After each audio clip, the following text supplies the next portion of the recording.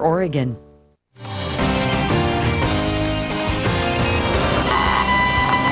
What you really have in wage inequality is a race between technology on the one hand and education of the population on the other. I'm just hoping my education and experience will beat the felony conviction. High school is what matters, and it's right there where your decision says, are you going to have a future or not? So I decided to have one.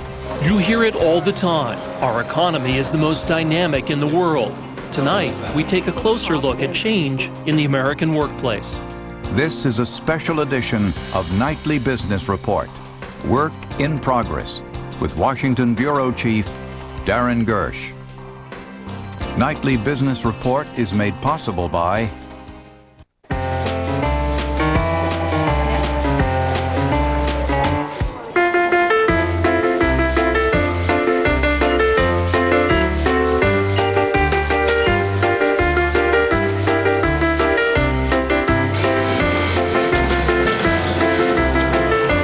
Is your nest egg in shape for retirement?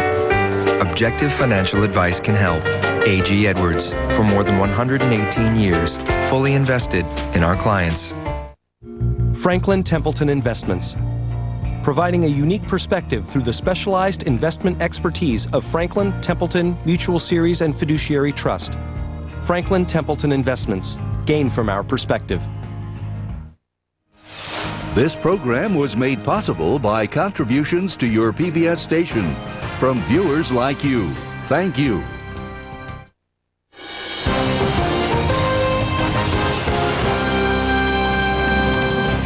Good evening, everyone. It's an understatement to say that work in this country is constantly changing. Anyone who's rushed through an airport lately has seen evidence of that in the faces of the road warriors, constantly connected to their offices by cell phones and laptops, on call 24/7, trying to keep up in a fast-moving economy. Tonight, we'll take a closer look at 3 stories that illustrate how fast our jobs are changing, what we must do to get them, what we must do to keep them, and what we do to move ahead. We'll take you to California to visit a high school that's preparing the workforce of the future. And we'll visit Louisiana to learn how former prisoners make up a growing share of our labor force. But we'll begin here with what may be the most disruptive force in the workplace: technology.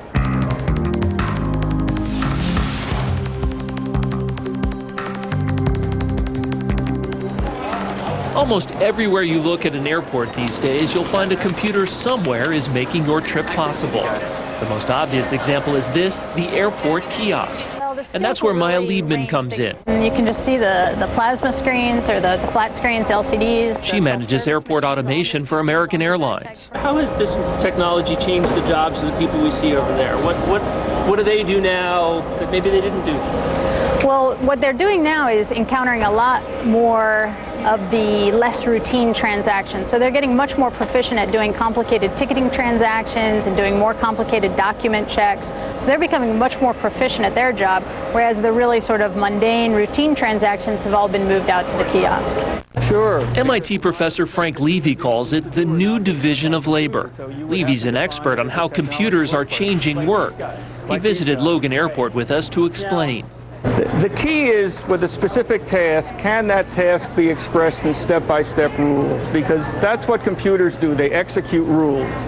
Swipe that here, read the number, match it up with the database. Does this person have a reservation? That's the stuff computers excel at. If the answer is no, then say, see the desk agent. We have a problem. Consider what the computer does when this Boy Scout troop shows up. 32 people going to Miami today? Yes. That's us. And all 32 reservations are on the Scoutmaster's credit card. We've got to go back to the gate, back to the to an agent, I guess. I am checked in. I just checked in self-service. 30 tickets on that. Located. One bag? Yes. Unlike a Boy Scout, the computer is never prepared. It simply can't deal with the unexpected. Computers flunk what Levy calls expert thinking. Expert thinking is really just, how do you solve problems that can't be expressed in rules? Say a group of Boy Scouts on one reservation. Fortunately, there are a lot of complicated problems out there. This is going to take a little bit. many of them created by technology itself. At American Airlines headquarters in Dallas, internet help has exploded tenfold.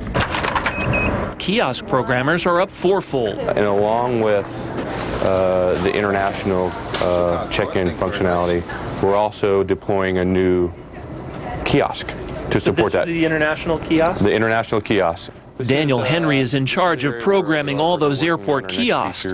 He's rolling out a new service, international check-in. Now, what kind of skills, the people who are working around here, what kind of skills do they have to have, and how much training do they have to have? The people you see here are either our senior designers. They got to have 10 plus years of experience developing complicated systems. We also have our system developers. They have 8 plus years of Java experience. And also a wealth of experience solving complex problems. Not everyone has the education and training to do that, which is why many analysts believe technology is polarizing labor markets. The signs are everywhere. Routine jobs where a high school degree and the ability to follow rules used to guarantee a good income are vanishing. The numbers of bank tellers, receptionists, and assembly line workers are declining, while expert thinking jobs, scientists, executives, lawyers, are growing. And along the way, so is wage inequality. What you really have in wage inequality is a race between technology on the one hand and education of the population on the other.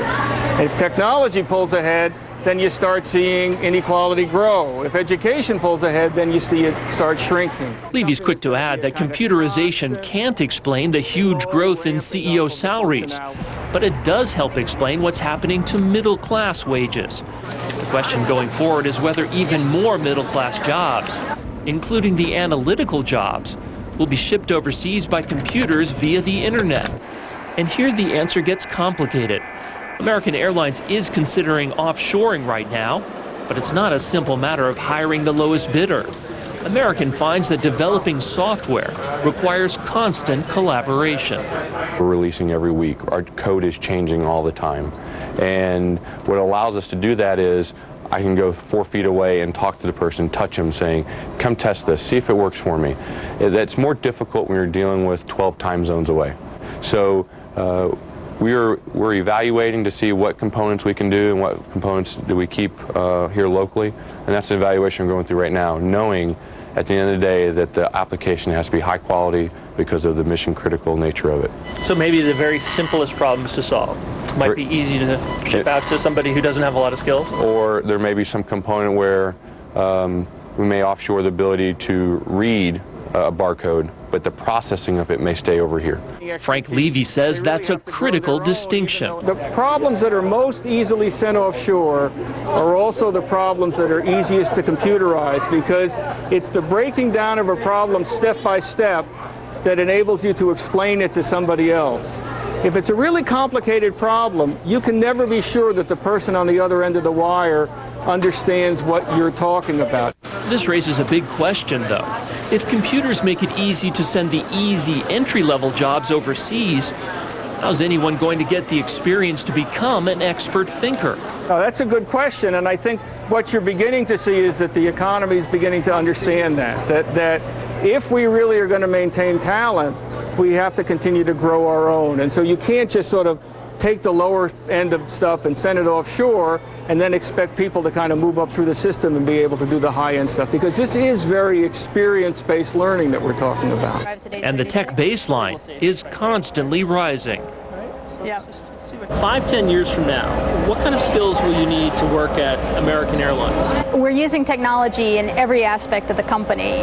There's not a single department that isn't touched by technology to some degree. And just being able to interact with that technology will require that people's skills are more comfortable with technology, that they're more able to provide customer service and interact with technology at the same time. So computers will continue to eliminate the routine work while increasing the demand for those experts who do the difficult work of making computers simple enough for the rest of us to use.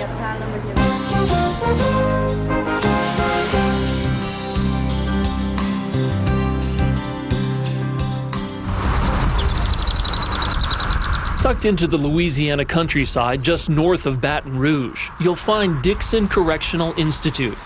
The prison has 1,524 beds, and they're all full. Most of you want to do the right thing. For Warden James LeBlanc, repeat business is never a problem. One out of two of you are coming back to us, and that's something that we're trying to change. For decades, it was understood prisoners in Louisiana would do their time and do it hard. But a stint as acting director overseeing the state's probation and parole department convinced LeBlanc that the old way of doing things was not making his state safer. Parole officers carried caseloads of 150 or more. There was no time to help ex-offenders find jobs. Inmates were leaving prison unprepared for free society, and half of them ended up coming back. Our institutions go to great lengths in providing opportunities for the inmate populations. We do some good things with educational programs, vocational programs, substance abuse, character counts, parenting, all the things that we do, but then we tie a concrete block on them around their feet and drop them off in the ocean off the front gate. At Dixon, LeBlanc piloted a new philosophy that has now spread to all Louisiana prisons. Every new inmate gets a re-entry accountability plan to prepare them to return to society. Those about to get out receive 100 hours of training in social skills and anger management. Louisiana prisons are also working on a program to release inmates with a resume, detailing the jobs and training received in prison. LeBlanc says most of the men here have never had many chances in life, and it makes sense to give them one now. What do you want coming back to your community? Do you want a better person? Or do you want somebody that's been down 20 years doing hard time on the back of a hoe or a shovel and not doing anything productive or learning something different so they can be productive? How many jobs would you see help? To expand reentry efforts, prison officials also help identify prisoners eligible for outside programs like Louisiana Community Prisoner Reformation, or CPR. For some of you who may not know this, I spent 20 years, 3 months, and 15 days in prison.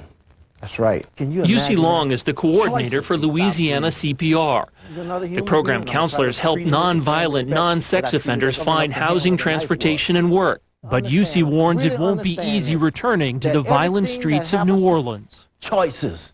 One mistake can cost you the rest of your life, guys. When you get out of here, you think about that. Edmund Fontaine has had a lot of time to think about life after prison. This is his 4th time behind bars. He knows finding work won't be easy, but he's never had a reentry program like this. Coming out of the institution, you know, I might as well be a legal alien, you know, because of my arrest records and stuff, you know. And most jobs now do criminal background checks. So that's another reason why I'm glad they got this program. Congress wants to expand reentry efforts to cover more of the 650,000 men and women released from prison every year. A bipartisan group of lawmakers is pushing the Second Chance Act, which would provide up to $200 million for demonstration programs, mentoring, and workforce training by state and local governments. The economic stakes are high.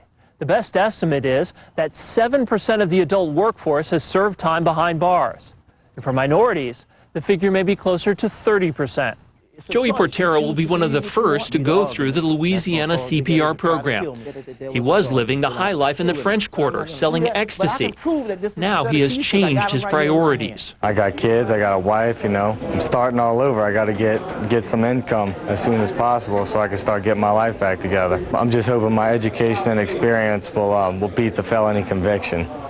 You know, I worked pretty hard when I was in school, you know, and I had a lot of good jobs, so I'm hoping these you know, just felony convictions not gonna hold me back too much. The national recidivism rate is 50%. And Joey Portera is about to test those odds. He gets out of prison tonight at 1 minute past midnight. First, he gets his street clothes. I got some shorts and a white t-shirt, it looks like, and some shoes. At 12:01, he signs his release package. It's a $10 check. Well, this is all your stuff right here. You're ready to go. You need your ID to get out the gate. Joey has spent 3 years in prison. But he has one advantage over many inmates. He has a place to stay in New Orleans with his father, who's waiting at the front gate with Joey's wife. All right, let me out. Hi, Dad. My baby. My baby. Sorry, you're gonna make me cry. It's been a long time. I know. So life starts over. Yeah. Early the next morning, Joey checks in with his parole office. You understand that you're subject to visits by your parole agent?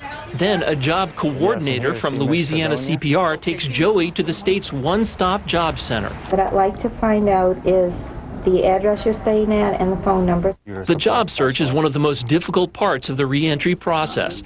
Researchers have found up to 2/3 of ex-offenders have not found regular jobs a year after their release. I'll make contact with the employers first. Fortunately, Joey had some training before his life was derailed by drugs. Technically, I'm a computer support specialist. I'm sure we'll be able to find something soon. It shouldn't take too long. For ex-offenders, Hurricane Katrina has changed everything. Housing is now a critical problem, but jobs are easier to find. It's giving people a chance to be competitive for jobs where employers at first wouldn't give them a second glance. Literally, you could walk out of the door and trip on a job. That's how tight the market is. Joey says he wants to start work right away. Oh, it's going to be a little difficult. Things seems to be going pretty smooth. But many jobs, such as elder care and financial services, are often closed by law to ex-offenders. And there are other barriers. Employers are often simply afraid. And even well-intentioned programs to enforce child support can have unintended consequences, says economist Harry Holzer. So maybe they get hired for a $6 or $7 an hour job, usually with almost no benefits. That might be okay, except a lot of these men have child support orders. Usually while they were in prison, they go into debt, or we call that arrears in the child support system. When that happens, the state can garnish up to 2/3 of their wages. So in other words, $4 on a $6 an hour job would immediately go to the state, and they're left with very small incentives to keep working for $2 an hour. But Joey is doing better. A week later, he's landed a job as a longshoreman. And a few months after that, he's back to his old career in computers. UC Long says that persistence is the key to success. This is what each inmate has to check within himself. What is my priority? What do I really want for myself? Where do I want to be, not 2 weeks from now or 2 months from now? Where do I want to be 2 years from now? Joey knows he wants to be there for his son, now 2 years old, who was born while his father was in prison.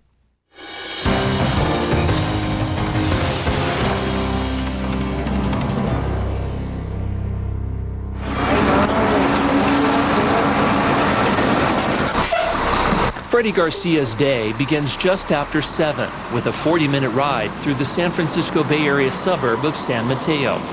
Freddie's a freshman at Hillsdale High School, and that is an accomplishment. At his old school, he was pegged for a gang member, was often in trouble, sent to the office and told to pick up trash. So I called myself like a janitor. So yeah, really didn't think about future. I didn't think about going to college. Most American high schools aren't designed to catch a student like Freddie and keep him on track to graduation. He came into Hillsdale High School a CND student. Early on, he was caught selling drugs. Yvonne Shue is Hillsdale High School's lead principal. I think here, with the structure that we have and having an advisor that recognized the potential in him and is nurturing that, has been instrumental in his turnaround and his outlook on school. Who's going to report from over here? Now Freddie has a 3.7 GPA. What changed was that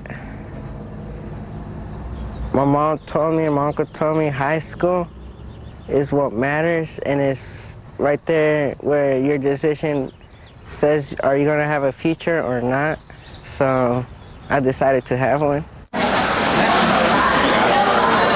At a traditional high school, teachers may have 7 periods and see 150 students a day. Hillsdale is broken up into what educators call small learning communities. 3 houses with 300 kids each. Classes are longer. Teachers spend the first 2 years with the same students. There's an advisory period to build up study skills and allow time to discuss academic and personal issues. Kids here are known. Now, I bet a lot of teenagers kind of like to hide in high school. Can they hide in a small learning community? No. One of the things that happens is, at first, I think there's a lot of reluctance for students to have an advisor, just because the advisor gets to know them very well. And for teenagers, it gets, they don't like people knowing their business. Stanford education professor Linda Darling-Hammond is one of the nation's leading experts on high school reform. She says small learning communities are a big change from the high schools most of us remember. The factory model high school, as we now call it, was designed in about 1910 or 1920. The idea of that comprehensive high school was to cream off about 5% of the kids for specialized knowledge work. The notion of these schools was they were to select and sort kids, decide who was going to go where in the economy. Most of the work was not going to be thinking work, and we were going to crank them out on this assembly line process. Who would be talking about responsibility to society? The curriculum is also different. Hillsdale focuses on project-based learning, helping students build up their expert thinking skills. Juniors like Monica Castaneda spend months researching the causes for a major problem confronting American society. Then they look for solutions. The projects just teach you how to think in a deeper sense. They teach you how to think about not just what's going on in your normal life, but bigger, like what the government's doing. When you start doing projects like this, you think, if this isn't being solved, what can I do to solve it in the future? Working in groups, researching problems, exploring solutions, presenting results. Project-based learning is preparation for the knowledge economy. Unfortunately, it's relatively rare. You can get all the way through high school in this country and never have written an intensive research paper, never have had to go out and find and access resources and materials and solve problems and learn how to do difficult work with other people in a way that mirrors what you would do in the workplace and what you would do in college. The economic stakes in school reform are high. Decades ago, experts had predicted that by now, 75% of high school graduates would go on to college. Instead, our nation's high schools send just 60% of graduates to 2- or 4-year institutions, and just 40% make it through. As a result, the economy is not getting the supply of young, educated workers it needs. UC Berkeley economist David Card estimates a college graduate now earns 40% more than a high school graduate. That's twice as much as 25 years ago. And it is a bit of a puzzle why more people don't take that fully into account in planning their careers and think, if I can somehow get myself through college, I will probably be in much better shape. At Hillsdale High School, you can see another change ahead for the American economy. Minorities are the majority in California schools and will soon make up a larger share of the workforce. But minorities have historically lagged behind in getting a college education. So on average, this may be the first generation that on average does not outpace their parents in terms of their ability to move through the society and take across the board better jobs at better pay with, a better lifestyle at the other end. Which is why it will be crucial for our nation's schools to turn out more students like Freddie Garcia. He now wants to challenge the odds and become the first person in his family to go to college. Right now, we're not living good. We don't have sometimes enough money for food, so I want to get an education and try to help my mom out for all the things she's done for me. Other nations are pouring greater resources into their high schools and outpacing our own graduation rates. To keep up, our society will need more success stories, many more. We've got to prepare all of our young people to come out prepared for post-secondary education, ready to solve problems, be flexible in their thinking, encounter technologies, manage information. They've got to be able to do that in ways that are very fast-paced, fluid, and flexible. And to do that, we've got to reinvent our institutions. It's easy to see here at Hillsdale High how the American workforce is about to change. It will soon be up to students coming out of schools like this to maintain our economic leadership in the world. that success is not guaranteed. It will require hard work and constant innovation, which is why the American workplace must always be a work in progress. I'm Darren Gersh. Thanks for watching. For all of us at Nightly Business Report, good night. To learn more about the stories in tonight's broadcast, go to Nightly Business Report on PBS.org. Nightly Business Report is made possible by Franklin Templeton Investments. Our unique perspective helps us see domestic and international markets in a different light. Franklin Templeton Investments. Gain from our perspective. And by A.G. Edwards.